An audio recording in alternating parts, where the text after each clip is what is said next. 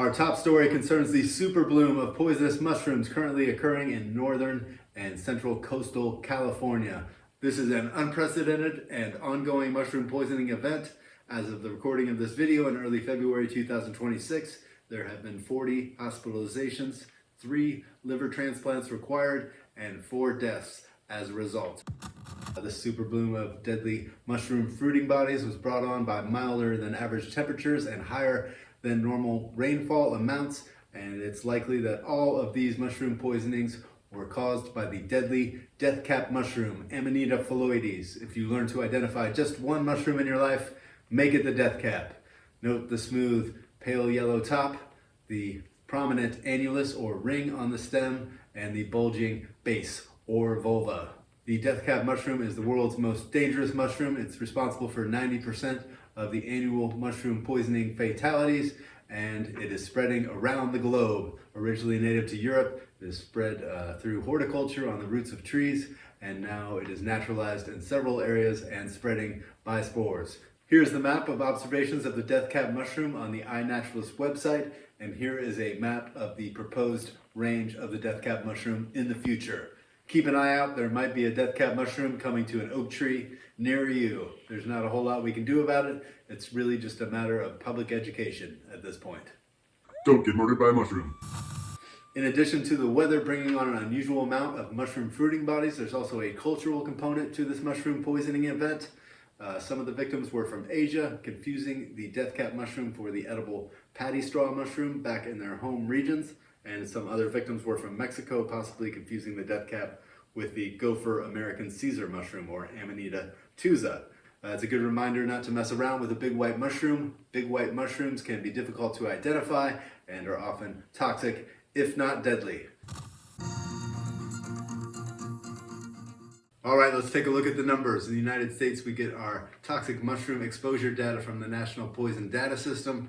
Every year they release a report. In 2025, we got the report for 2024. It's a compilation of information from all the calls to the 55 regional poison control centers and follow-up information. It's not going to reflect every toxic mushroom exposure, as some go unreported, but it gives us a good idea of what we're working with. And if you need that number, the number is 1-800-222-1222. So in 2024, out of the more than 2 million calls, there were approximately 7,500 related to mushroom exposure. That's 0.04%. There were around 650 mushroom-related hospitalizations, and there were 2 reported mushroom poisoning deaths. One from Amanita phalloides, that's fairly typical, and another one from Amanita muscaria. That's less typical, but that is a mushroom known to put people in a coma sometimes, and that is probably related to the diamond shrooms edibles poisoning event that took place in 2024, hospitalizing 73 individuals throughout the country. The majority of calls to poison control centers are concerning children, foraging, grazing in the lawn, and the like, up to 5,000 calls a year, and most of those have benign outcomes. 97% were managed at home. That's similar to the number of calls related to pets, but pet poisonings are handled by a different phone line. That one is run by the ASPCA, and that number is 1-888-426-4435 if you need that number. Overall, 65% of calls resulted in no ill health effects, 25% of calls in minor health effects, gastrointestinal upset, nausea, diarrhea. That's usually what happens with those. 5% were moderate health effects requiring treatment. 0.2% had major health effects. There might be even organ transplant involved in those, and 0.03 resulted in death. Typically, the mushroom responsible for the most calls and the most poisonings in North America is the Green-spored parasol, or False Parasol, Chlorophyllum Molybdites. This is a big white mushroom that grows in fairy circles, often in people's lawns. It grows in close proximity to people, and I guess it just looks appealing, and it's often encountered by pets and children. It's a big white mushroom, often with brown scales on the top, and the gill surface will become green to gray as it matures. That's another one you might want to learn to identify if you want to stay safe. Don't mess around with a big white mushroom. So worldwide numbers we can't actually know. Not a lot of countries keep good records, and a lot of exposures go unreported, but China does keep good records. We got their report for 2024, and in China in 2024, there were 13 reported mushroom fatalities. Most of those were due to Amanita species, also Lepiota and Russula nigricans. The distribution of calls to poison control centers concerning mushrooms in the United States is pretty even and roughly mirrors population density, but I would like to call your attention to this map of calls to poison control centers from 2001 to 2011 concerning false morels, particularly those in the genus Gyromitra. Gyromitras are toxic, and they have recently been shown to be possibly linked to the neurodegenerative disease ALS, especially if people have been consuming them over a long period of time. And oh my God, what is going on in Michigan? Why is there such a high concentration of these calls in Michigan? Do they have more toxic false morels than surrounding states? Yeah, actually they do have a higher concentration of false morels. They do have a high concentration of morels, but mostly the density on this map is reflecting a high concentration of mushroom hunting and mushroom hunters. It's just ingrained in the culture there in the lower peninsula of Michigan. Might be one of the only states where more people hunt mushrooms than hunt animals. There are two main types of false morels, the Gyromitras and the Verpas. The Verpas resemble the morels except for their cap is not attached at the bottom, and they will have cottony fibers in the interior of their stem. The Gyromitras are more brain-like, and they will have interlaced flesh inside their stem. True morels will always be hollow inside the stem. Okay, and now let's look at the numbers for FDA recalls of cultivated mushrooms in 2025. We had 9 recalls for cultivated mushrooms, and oh my, 6 of those were for Enoki mushrooms. That's very concerning.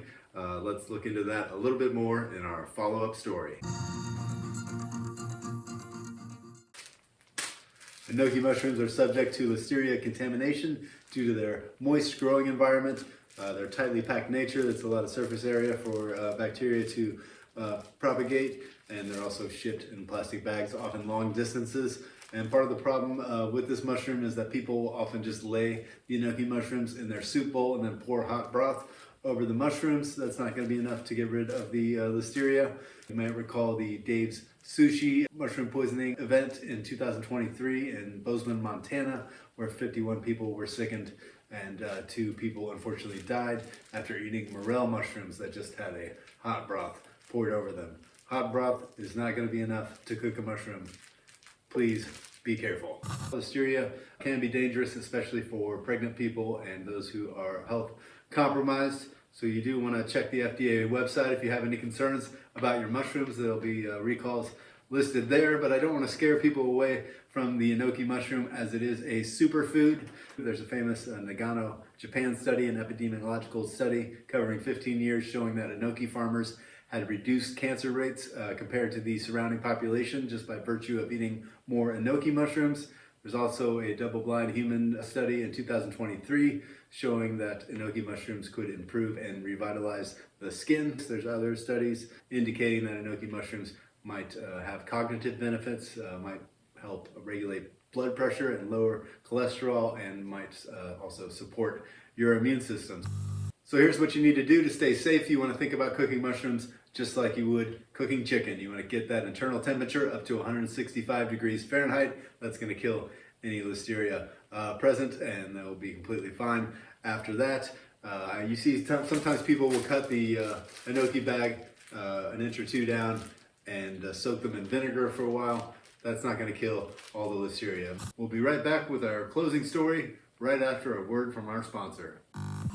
Mushrooms, the taste for all seasons. Mushrooms, got a taste of their own. Mushrooms, for so many reasons. The taste sensational, vegetable for all seasons. And finally, let's talk about the Erin Patterson case. It's not really a food safety or foraging safety story. It's more of a true crime story, but it's been all over the news the past couple years. It's hard to think of a more famous mushroom poisoning story in recent years. In July of 2025, Erin Patterson was convicted of 3 counts of murder and 1 count of attempted murder, and she was sentenced in September to life in prison without parole, where she is currently waiting upon appeal. Don't let a mushroom murderer murder you with mushrooms. Erin Patterson invited her estranged husband, his parents, and aunt and uncle over for a reconciliatory lunch where she served up a beef Wellington, but not in the usual way. She made individual beef Wellingtons, some on differently colored plates. The husband dropped out of coming to the lunch at the last moment. You have chosen wisely. Following the meal, her ex-husband's parents and aunt and uncle were stricken ill and sent to the hospital. 3 of them later died. 1 survived. There was a mountain of evidence against her, so much so that the prosecution didn't even bother to provide an argument based on motive, which was likely financial and interpersonal, and they didn't even bother to bring up the fact that Erin Patterson might have tried to poison her husband a few years earlier with rat poison. She said she didn't own a food dehydrator, and they found the manual to one in her house and had CCTV footage of her throwing a food dehydrator in the dump.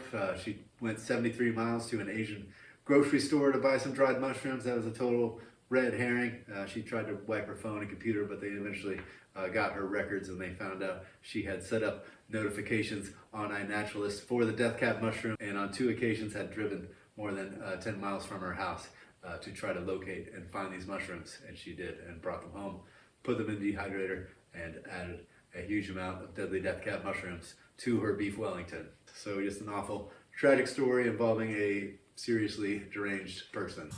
But it is illustrative of how useful the Inaturalist website is for locating and identifying species. Erin Patterson had no prior mushroom foraging experience prior to setting up those notifications. I personally have notifications set up on my Inaturalist account for the deathcap and the golden oyster mushroom. Those are 2 invasive species heading my way. I expect to see in the next few years. Inaturalist is so helpful and useful for identifying and locating species. They actually have to protect species sometimes and not post their observations so as to protect them from poaching or other harm coming to them. So yeah, that's it for 2025, the year in mushroom poisonings.